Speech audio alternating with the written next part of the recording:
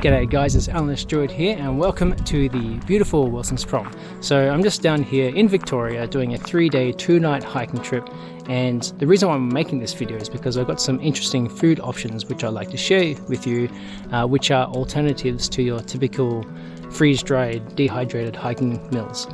Excuse that fly. So I found some stuff from Woolies which I think have a lot more nutrition than your typical freeze-dried meal and come in at a lot cheaper and are pretty easy to prepare and put together. So it's my first time using some of these ingredients, and some of them I've used before in the past. Some of these options are vegan and gluten-free. They just happen to be like that. I'm not a vegan myself, I like to eat meat. And so right now I'm going to show you what I actually brought with me from Woolies, and I'm going to make a dinner, I'm going to make a breakfast, lunch, a dinner and another breakfast, and hopefully it all turns out edible and delicious, of course, and nutritious. That's the most important one. Okay guys, now I just want to show you some of the stuff that I brought on this trip. So I don't have any freeze-dried food here. I guess some you may consider to be dehydrated or something, but let's start off with our breakfast pile here. So I've got my breakfast, I've got my lunch, and I can have these as sort of like snacky things, and then I've got my dinners over here. So this is just for a 3-day 2-night trip. So I've got 2 types of breakfasts. I can just simply have 1 or 2 oat slices for breakfast, and then I've got here, which is a mix of steel cut oats, chia seeds, sultanas, and a little bit of sugar. So this one I would just soak overnight, and I'll also add a little bit of coconut powder to add a bit of creaminess, and then some of the finest quality apples. These are just dried apples which you can cold soak in with this one. Moving along, we have my lunch here. So I have an apple because I like to bring something fresh. Alternatively, I could just stick with the finest quality apples. I like to have some eggs with me. I've eaten one already, so I just boiled these for about 6 minutes, 6.5 minutes on the stove to get that nice rum and egg texture inside, so soft but not too soft.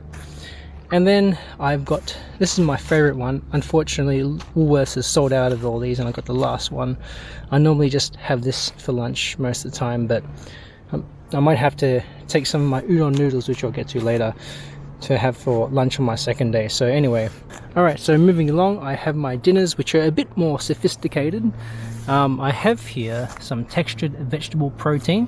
So this is supposed to resemble something like mince. But yeah, it's not mince, it's just made from vegetables.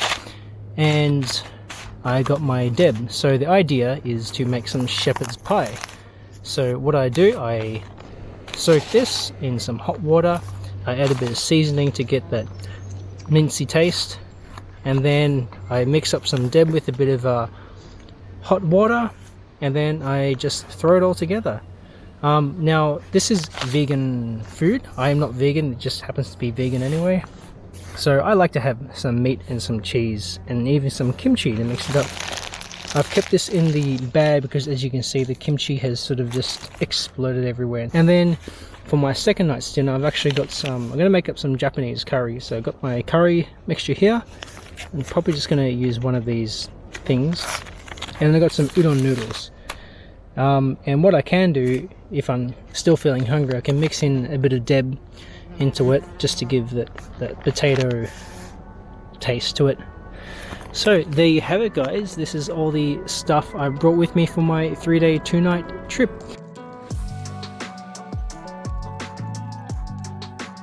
Alright, so I've been walking for about 2 hours now. Getting hungry again. I did have breakfast number 1, which was this oat slice.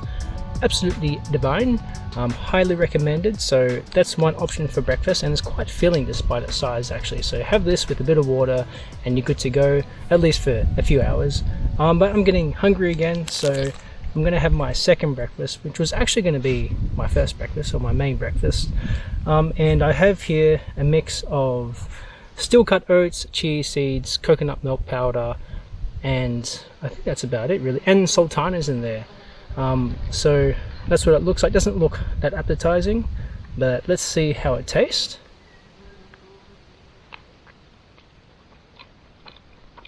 Not too bad, not too bad. On a hot day like today, it's nice to have something that's been cold soaked. So originally I just half filled this with the mixture that I made, and then I added water. And I forgot to mention that there's also some sugar in there. It's just some brown sugar just to make it a little bit sweet. So the reason why I've gone for steel cut oats instead of just regular oats is I got this tip from a friend actually. Apparently steel cut oats have more nutrition and I think more calories and more carbohydrates than regular oats. You just got to soak them overnight, and in the morning you can just add a little bit more water to them, heat them up, or you can just enjoy them cold like I am. So the steel cut oats, once they're soaked, they are a little bit hard. It might be a bit nicer if it's a cold morning to have them heated up. The chia seeds, of course, once they're soaked, they're nice and soft. Got that nice soft bubbly texture to them, almost like having mini tapioca balls. And the coconut milk just adds that creaminess to it. So I definitely do this again. This is my first time doing this. What I usually do is I just have oats in the morning and I'll chuck some chocolate, some peanut butter in there, mix it all together, and that would be my breakfast. So just a word of warning, if you eat oats in the morning, it's going to go through your digestive system quite quickly. So of course you're going to have to go to the toilet when you're in the middle of your hike. So just keep that in mind. But they are a very good source of iron and carbohydrates and low GI energy, which is what you need on a hike. The one thing I didn't do with this oat mixture is that I didn't add any dried fruit, but I could definitely do that. You could definitely do that. Just add a few of these apples and it's gonna just elevate that experience a bit more. I didn't do it because I simply just forgot. Otherwise I can just have this as a normal snack as I'm hiking, which I might try one now. What do you say? And of course these are an alternative to bringing something like a fresh apple, which is probably going to take up a little bit of space, but it's nice to have something fresh. So, dried apples.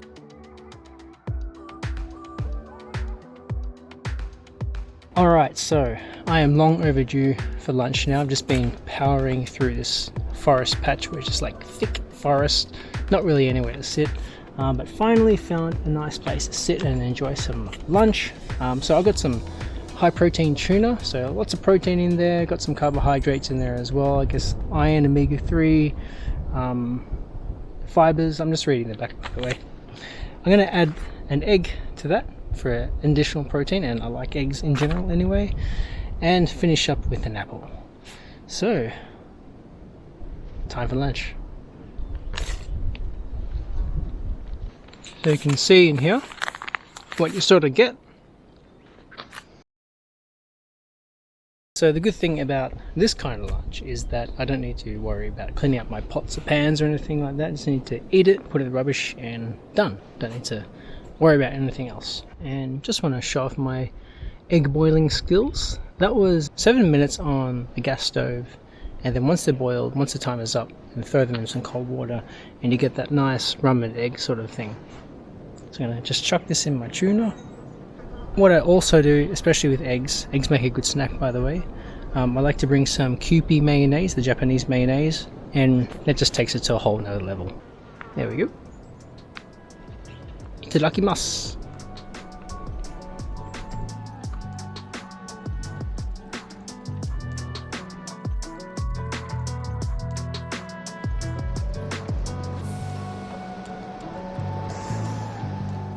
Okay guys, so I've made it to my campground. I set up my tent, which you can see behind me, and yes, it has been raining, so now it is time for dinner. So let's go ahead and have a look at what I've got. For tonight I'm going to go ahead and make some udon noodles. So I'm going to use one of these udon sticks here. I'm going to add an egg to it, my ramen egg.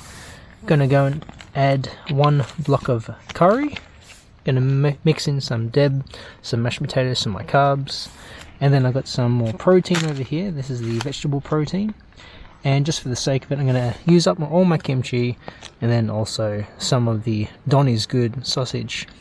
And to finish it off, I'm going to have a little bit of something special after dinner.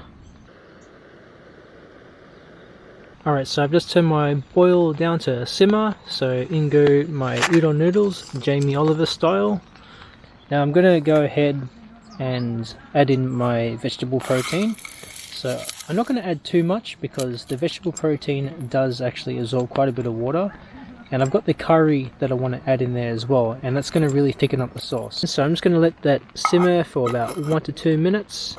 Okay, so that's been on the simmer for about 1 minute. I'm going to go ahead and put in my block of curry because that's actually going to need a bit of time to dissolve into the water. So I don't want to put the dead mashed potato in before the stock because I don't want it to thicken up too much. So as this is on the simmer, it's been about a minute since the curry thing has been in there already. So I'm just giving it a bit of a stir just to help dissolve that curry block and thicken everything up. Okay, what I have next here is some of my Donny's Good salami. Just cut it up and I'm going to add that into my curry sauce. So pretty much the deb is basically going to go last because just so I don't make it too thick, if you know what I mean. Doing this with one hand, I'm about to add the deb. Hopefully I don't make it too thick. So just a little bit at a time, and that should be enough for now. So I've got a ton of carbs in here, got some fats and oils, and some protein. Chuck a bit more deb in there. In our everyday lives, we're always trying to watch our calorie intake and trying to lose weight, but when you're hiking, you're trying to eat as many calories as you can because you're just going to burn them up anyway. And if you don't have your calories, then you lose your energy and you get really hungry. I've done it before. And there we have it, guys. We have our Japanese udon curry with some ramen egg and kimchi, but the kimchi probably doesn't go well with the udon curry, so I'm going to eat that first before I get stuck into the curry. Anyway, itadakimasu. So as you saw, many of these foods just need water to be added. Most of the time it's about a 1:2 ratio, some might be 1:4, but after a bit of practice you sort of like get to understand and eyeball the amount of water that you need. So many of these foods you can just get from your local supermarket. They can turn out to be very cheap compared to what you would pay for a freeze-dried or dehydrated meal from your camping store. Freeze-dried meals normally come to about $10 to $15 depending on what it is and how many serves they serve, and yet they don't really provide you with the right amount of calories or nutrition that you need for hiking and camping or just doing a lot of work in general. So guys, that's going to do it for this video. I hope you enjoyed it and I hope you found some value out of this video, and if you did, please consider hitting that like button, and if you want to see more videos like this, consider subscribing to my channel. My channel is just mainly about me sharing my knowledge and passion for mainly hiking really, and hiking gear, things like that. So if you're into those kind of videos, please hit the subscribe button. If you want to see me just hiking around, I'll put a link to this video right here, and if you want to see my long-term review for the Furno 360 stove, then I'll put a link to this video here. While you guys all have a nice day, I'm going to enjoy this view right in front of me. So I'll see you in the next video.